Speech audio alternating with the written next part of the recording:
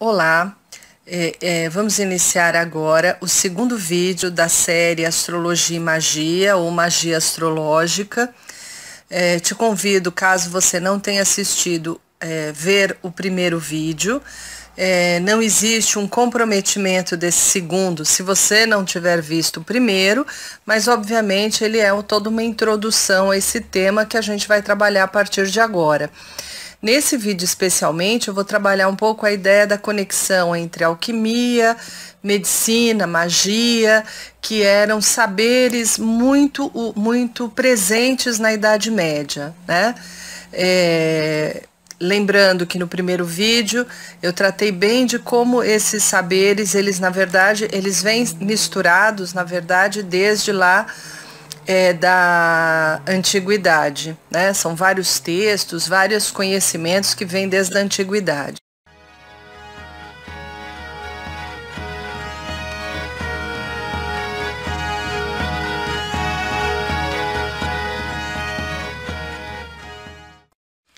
Eu deixei aí pra gente ouvir um pouquinho de música medieval, só pra gente entrar um pouco no clima da alquimia, que é o nosso primeiro assunto, né? Vamos começar aí tratando da alquimia, que vai brilhar aí na Idade Média, no Renascimento, mas que tem as suas origens bem mais antigas, né? Antes da gente falar da origem da alquimia, é importante lembrar que nesse período, né, que nós vamos estudar, onde a magia ela é muito forte, ela é muito presente, né? E aí ela se mistura com todos esses saberes, que é astrologia, alquimia, medicina. Foi a chamada também Idade da Fé, que é um pouco aquele período que vai do fim do Império Greco-Romano e do Renascimento. Nesse período, apesar da astrologia ser um saber assim muito aceito, né, em todas as, vamos dizer assim, em todos os níveis, né, desde o mais popular até os mais intelectuais, acadêmicos, mas se discutia principalmente entre os teóricos escolásticos, né, que era a filosofia dominante, entre eles São Basílio, Santo Agostinho, o quanto a astrologia ela poderia pecar pelo seu fatalismo, porque de alguma maneira, se um evento estava escrito no céu, isso significaria que o homem poderia muito pouco ter a liberdade ou ter o livre-arbítrio. Então, esse é o principal, vamos dizer assim, a principal crítica que se faz nesses períodos, quando se fala da astrologia, principalmente nesse tom mais do fatalismo.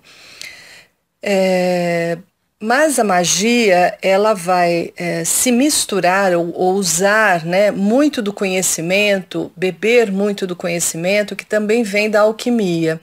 A alquimia, na verdade, ela nasce na Idade Antiga, são muitos os estudos que a gente vai encontrar, gregos, egípcios, que por sua vez foram influenciados por povos do Oriente Médio, os persas especialmente, né? O pensamento platônico grego, por exemplo, ele influenciou fortemente as raízes e todo o desenvolvimento da alquimia, né? O pensamento metafísico. E o aristotélico também. A teoria dos 4 elementos, por exemplo, ela é primordial em todo o correr da alquimia. Na China, na Índia, também se encontram vários estudos e vários trabalhos alquímicos, né? É interessante, por exemplo, o imperador Huangdi, que é de 260 a 210 a.C., ele solicitou a sábios e alquimistas que produzissem um elixir da imortalidade.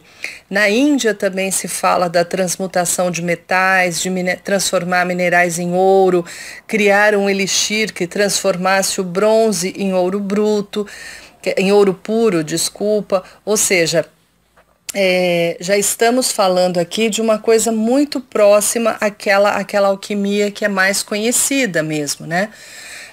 Outra influência importante é o zoroastrismo, que vai acontecer na região do Oriente Médio, que é uma das primeiras religiões monoteístas da história, né? Ele vai influenciar muito aquela região do Oriente Médio, e a ideia de que o Deus deveria ser o Senhor da luz. Muitos autores, eles acreditam que o pensamento do zoroastrismo foi muito importante nos primeiros estudos alquímicos, inclusive na correlação entre astrologia e alquimia. A alquimia, a origem mítica, né, mágica, como se nos tornássemos mais deuses, digamos assim, mais próximos aos deuses, etc., ela vinha desde a antiguidade. A alquimia árabe, ela é tremendamente importante, mas ela é muito importante, além, obviamente, dos árabes terem feito uma contribuição concreta, né? Mas principalmente, eles aprofundaram, eles juntaram todos esses estudos que vinham de correntes tão diferentes do mundo antigo. Dos bizantinos, dos persas, dos caldeus, dos indianos, né?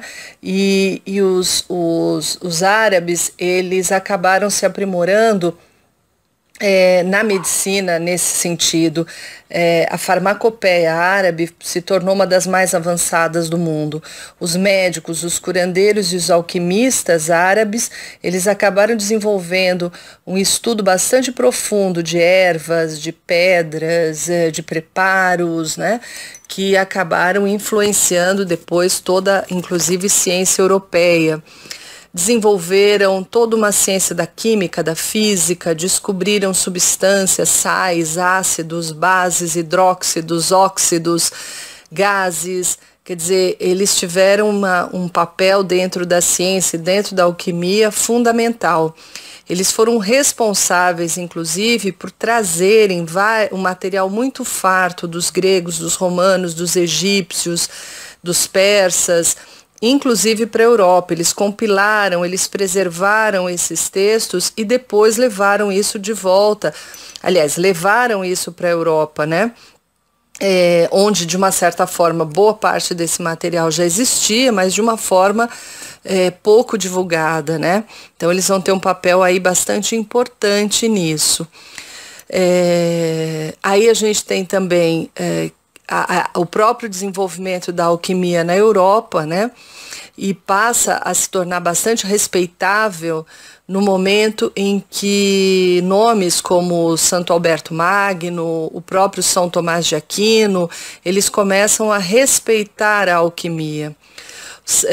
Santo Alberto Magno, principalmente, ele foi um grande estudioso, inclusive de minerais, né? Inclusive da alquimia. Obviamente, eles teciam uma série de críticas éticas, filosóficas, porque aí haviam divergências. Um outro nome que a gente não pode esquecer de citar aí é do Roger Bacon, né? Que foi um cientista, um filósofo, um homem muito inteligente e que estudou com muito afinco a alquimia, né?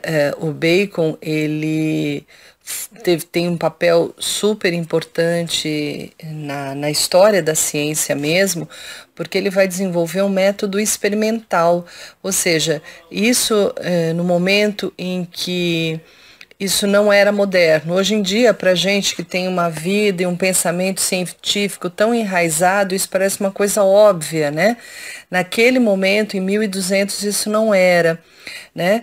O trabalho do Bacon vai de matemática, ótica, alquimia, ele trabalha com pólvora, astros celestes, ele já afirma que a Terra é redonda, ele já começa a trabalhar num modelo que poderia ser um microscópio, um telescópio, óculos, máquina a vapor, máquinas voadoras. Quer dizer, ele realmente era uma pessoa de uma qualidade intelectual assim absurda, né? E o trabalho dele voltado à alquimia, de alguma forma voltado à magia, é realmente surpreendente. Ele chegou a ser preso, inclusive, pela igreja e por uma questão de perseguição religiosa. Entre outras ideias que o Bacon tinha, assim, que nos diz respeito a essa nossa discussão, ele costumava dizer que muitos mistérios da natureza e da arte só podem ser conhecidos pela magia. Outra frase que eu acho bem bonita, bem interessante: a verdade só se mostra a quem a procura, né? Ele era um alquimista, com certeza, de primeira, né? Estamos falando aí do ano mais ou menos de 1200. Já no século XIV, a gente vai ter uma perseguição muito forte dos alquimistas, dos magos, porque a igreja usava essas atividades, né, para culpar das grandes catástrofes, das grandes pragas, das grandes pestes, e houve realmente uma perseguição bastante pesada, bastante forte para essas pessoas. Eu queria destacar ainda a figura do Paracelso, que já é posterior, aí, já é lá para 1490, mais ou menos ele nasce, e um alemão. Ele vai ter um destaque muito importante, principalmente na medicina, nos seus estudos, né? Apesar de rejeitar bastante todo o ensino tradicional, o Paracelso ele vai usar muito de astrologia, muito dos conhecimentos antigos e magísticos para métodos de cura, e é muito interessante nessa fase, nesse período do Renascimento e posteriormente já no começo da Idade Moderna, como os médicos e a medicina em geral se pautava em todo esse conhecimento que a gente está falando, né? O exemplo grande disso seria o Nostradamus, que é um nome bastante conhecido do público em geral. Nostradamus, além de astrólogo, médico, era um mago, ou seja, ele era dado às práticas mágicas. Na época, ungüentos, cura, remédios, quer dizer, tudo isso estava muito misturado, quer dizer, havia aí em todo esse conhecimento um pouco de magia, é lógico, né? Um outro nome que eu gostaria de citar é o do Culpeper. Há uns anos atrás, a Beatriz Mendes Ferreira fez um CBA, o Caderno Brasileiro de Astrologia, sobre esse astrólogo médico, né? O Culpeper, ele é de 1616 e um dos médicos, assim, ele vai trabalhar ainda dentro bem dessa medicina que que eu estava citando há pouco, ou seja, uma medicina de fazer remédios, de olhar a natureza, né? E nesse trabalho, eu vou colocar depois até o registro desse trabalho para quem quiser se aprofundar e pesquisar um pouco. O Culpeper é uma figura interessantíssima, né? Tem uma frase dele que eu peguei aqui para passar para vocês que eu acho bem legal. Ela diz assim: porque através dos meus pensamentos pode ser que Deus não passe, mas a sua imagem está estampada em cada erva. Quer dizer, uma ideia mesmo que na natureza estaria registrado os desígnios de Deus, né? Tem uma outra frase dele aqui legal que é assim: consultei meus 2 irmãos, Doutor Razão e Doutora Experiência, e fiz uma viagem para visitar a minha mãe natureza. Eles me aconselharam. Quer dizer, bem bonito isso, né? Porque num período em que a ciência a gente começa a adentrar aí a idade da razão, mas ainda bastante pautado e ainda muito presente a força da natureza, a força dos remédios, dos ungüentos, dessa prática que estava muito misturado com todo o conhecimento mágico. Nos séculos a seguir, todas essas especialidades elas começam a se separar e ter um desenvolvimento próprio. Mas até essa fase que a gente está trabalhando aqui, quer dizer, Renascimento, Idade Moderna, princípio da Idade Moderna, esses conhecimentos, essas áreas, do conhecimento, elas se conversam muito, né? Nicholas Culpeper, Nostradamus, Paracelso. Quer dizer, a gente não está falando de homens que tiveram, o próprio Roger Bacon, homens que tiveram uma especialidade, mas homens que estudaram a natureza humana, correlacionaram isso com o corpo humano, com a Terra, com os movimentos dos astros, né? Um exemplo bem interessante para a gente findar essa nossa conversa de hoje é o Newton, que foi um obcecado para encontrar a pedra filosofal.